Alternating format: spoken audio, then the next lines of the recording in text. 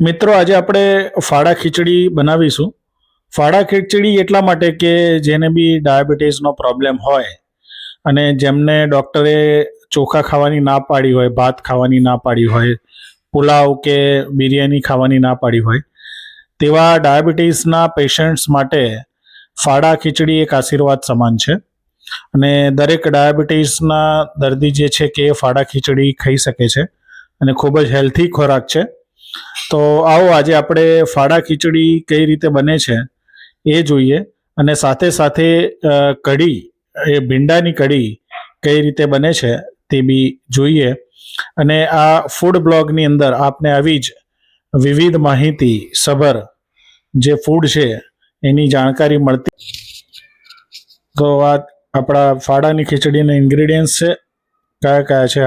એક વાટકી ફાડા, એક વાટકી ફાડા. ફાડા એટલે કઈ રીતના? ઘઉંના ફાડા.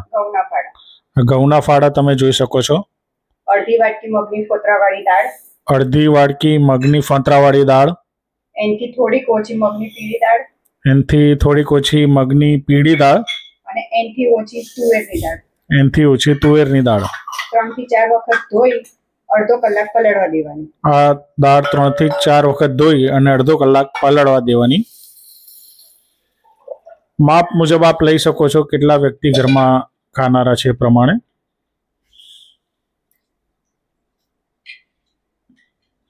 આવી રીતે વ્યવસ્થિત મિક્સ કરી દેવાની છે.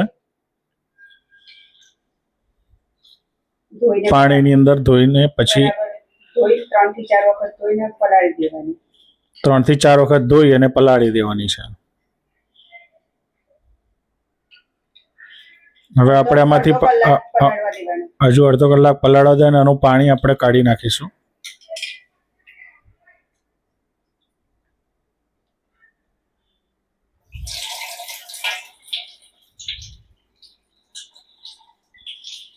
આ પાણી કાઢી નાખી અને જે મિક્સ કરેલી દાળ છે, કઈ 3-4 દાળ છે? ફાડા છે, ઘઉંના ફાડા છે, ઘઉંના ફાડા છે, ફોતરાવાળી દાળ છે, ફોતરાવાળી મગની દાળ, તુવેરની દાળ અને મગની પીળી દાળ, અને મગની પીળી દાળ. આને જે છે કે મિક્સ કરી પાણીમાં પલાળી અને 3 થી 4 વખત ધોઈ અને તેને અડધો કલાક પલાળવાની છે. હવે આપણે પેલું ફાડા ખીચડીની પ્રોસેસ આગળ વધારશું. એમાં ડુંગળી, એ ફાડા ખીચડીની અંદર આપણે ડુંગળી, પીળું કેપ્સિકમ, લીલું હોય તો લીલું બી નાખી શકાય, પીળું હોય તો પીળું બી નાખી શકાય, પીળું કેપ્સિકમ, લસણ, ગાજર, વટાણા, જે શાક તમને ભાવે એ તમે નાખી શકો. ગાજર, વટાણા, આ બધું જ આપણે આ ફાડાની ખીચડીની અંદર મિક્સ કરીશું. ઘી લઈશું. સૌથી પહેલા એક કુકરમાં ઘી લઈશું. તેલ લઈશું અને ગરમ થવા દઈશું.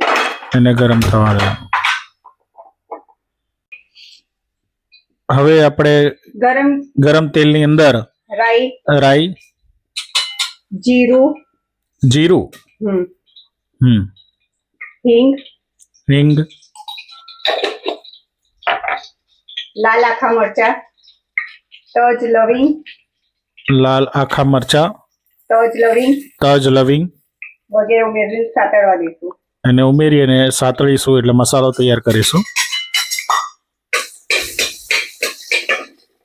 તમે જોઈ શકો છો કઈ રીતનો કલર આવી રહ્યો છે. હવે બધી વેજીટેબલ નાખી દઈશું. હવે જે વેજીટેબલ આપણે વાત કરી હતી, મટર છે ને લસણ છે ને બધું જે છે કે એની અંદર નાખી દઈશું. તેને 5 મિનિટ સતળાવવા દેવાનું. એને 5 મિનિટ સુધી આપણે ગરમ કરીને રંગ આવે ત્યાં સુધી ગરમ કરીશું. આપણે 5 મિનિટ સુધી આ મસાલો તૈયાર કર્યો, સાંતળ્યો. હવે એમાં મીઠું, લાલ મરચું,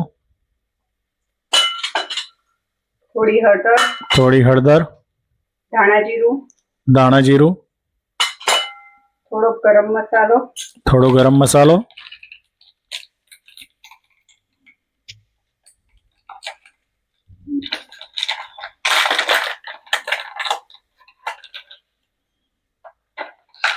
નાખીને થોડુંક પાણી નાખીને હલાવી દેશું જેથી મસાલા બળે નહીં. થોડુંક પાણી નાખીને આ બધા મસાલા હલાવી દઈશું કે જે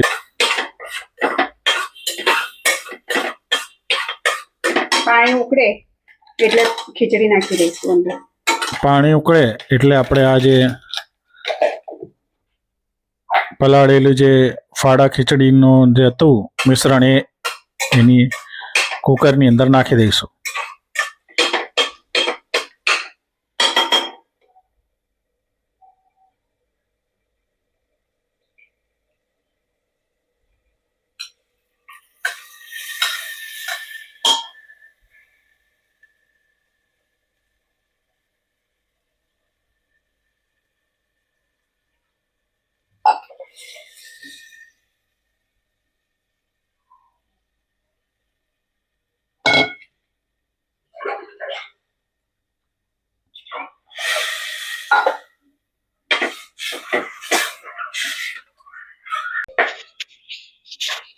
હવે આપણે ફાડા ખીચડી સાથે ફાડા ખીચડી એકલી તો ખવાય નહીં, એની સાથે આપણે ભીંડા કઢી જે છે એ તૈયાર કરીશું કે જેથી કરીને ભીંડા કઢી એની અંદર ફાડા ખીચડીમાં નાખાય. આ શેનું મિશ્રણ તૈયાર કર્યું છે? છાશમાં ચણાનો લોટ ઉમેરીને ગેસ ઉપર મૂકી દેવાનો. છાશમાં ચણાનો લોટ ઉમેરીને ગેસ ઉપર મૂકી દેવાનો છે ધીમા તાપે ચડવા દેવાનું. અને ધીમા તાપે ચડવા દેવાનો છે. તમે જોઈ શકો છો એમાં આદુ, કચરેલું આદુ, કચરેલું ખાંડેલું આદુ,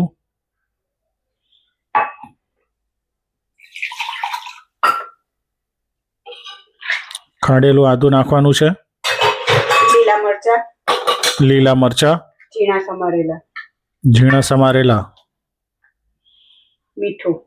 મીઠું સ્વાદ પ્રમાણે. આપણી કઢી તૈયાર થઈ રહી છે અને ધીમા તાપે ઉકળવા દેવાની છે. અને ધીમા તાપે ઉકાળવા દેવાની છે.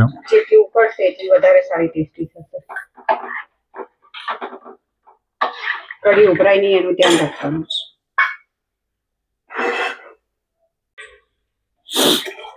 આ આપણી તૈયાર છે ફાડા ખીચડી. 3 સીટી આવે એટલે બંધ કરી દઈશું. કુકર ઢાંકીને હવે કુકર ઢાંકી અને 3 સીટી વગાડીશું અને ત્યારબાદ આપણી ખીચડી જે છે ફાડા ખીચડી તૈયાર. ત્યારબાદ અહીંયા આગળ આજે કઢી તૈયાર થઈ રહી છે. એને ધીમા તાપે ઉકળવા દેવાની છે. ધીમા તાપે ઉકળવા દેવાની છે.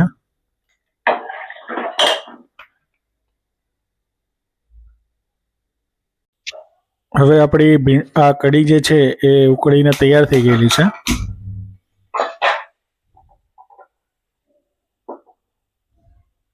હવે એમાં વઘાર કરવાનો. હવે આ કઢીની અંદર વઘાર કરીશું આપણે. ઘી તેલ ગરમ કરવા મૂક્યું છે.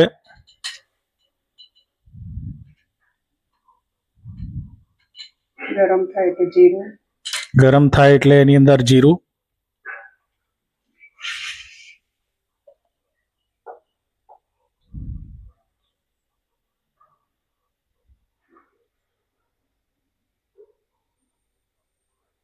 જીરું તતડે એટલે મેથીના દાણા થોડા, જીરું તતડે એટલે મેથીના દાણા, હિંગ,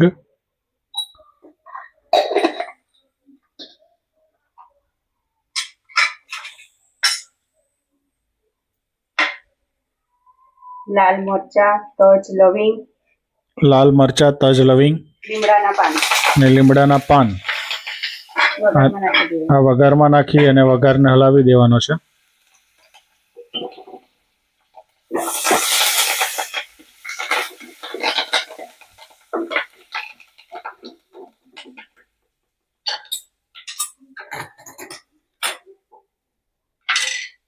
વઘાર થઈ ગયો છે રેડી.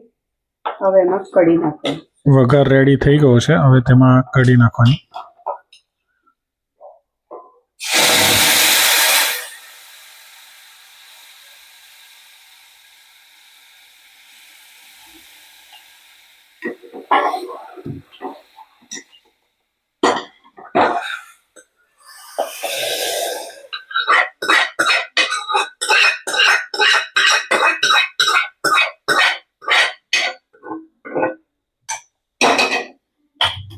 ઉકાળવા મૂકી દે. કઢી ઉકાળવા મૂકી દેવાની છે. બીજા એક કઢાઈમાં તેલ ઉમેરવાનું. ફરીથી કઢાઈમાં તેલ ઉમેરો.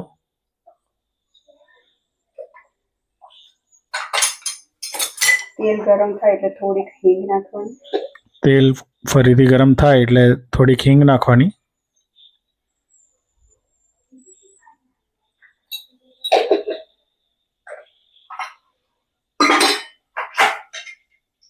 ધોઈને સમારેલા ભીંડા નાખવાના. પછી આ ભીંડા જે છે આપણે તૈયાર કરેલા છે કાપીને, ધોઈને સમારીને, એ આપણે હવે આ મસાલાની અંદર નાખીશું કઢાઈયામાં.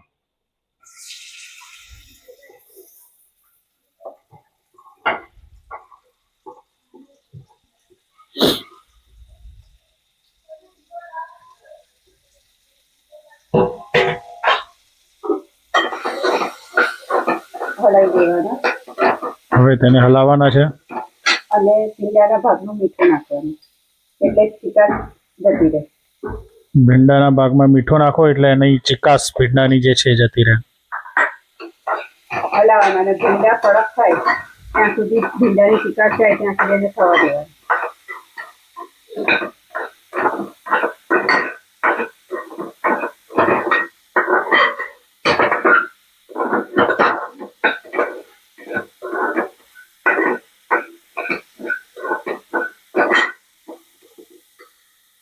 ભીંડાની ચિકાસ જાય ત્યાં સુધી એને થવા દેવાનું.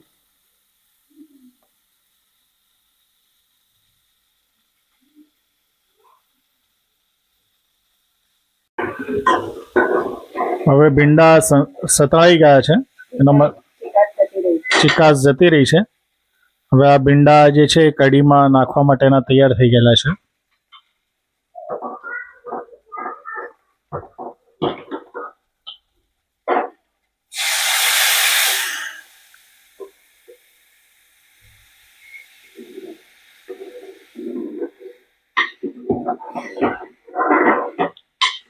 આપણે ભીંડાને કઢીની સાથે મિક્સ કરી દીધા છે.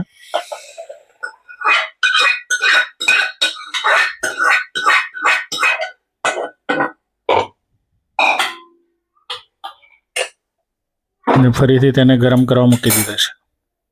એને હજુ 10 મિનિટ ઉકાળતા થશે. ત્યારબાદ ભીંડા નાખીને 10 મિનિટ સુધી ઉકાળવી. હવે આ ધાણા જે છે એ આપણે આ કઢીની અંદર નાખીશું. તમે જોઈ શકો છો કે જેથી કરીને ટેસ્ટ વધારે આવે. જુઓ કેવો સુંદર ટેસ્ટ અને કેવો કલર લાગી રહ્યો છે. હવે આપણે તેને સર્વ કરીશું.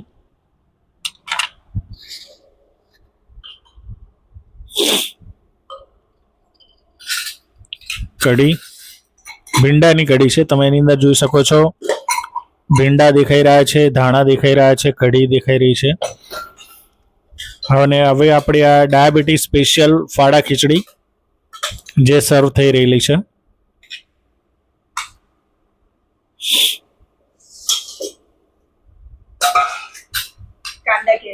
સાથે કાંદા કેરીનું કચુંબર.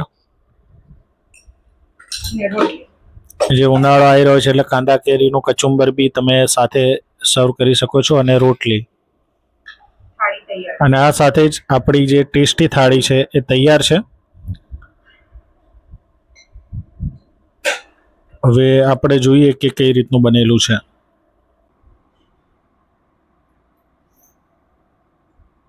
ખૂબ જ સુંદર ટેસ્ટ છે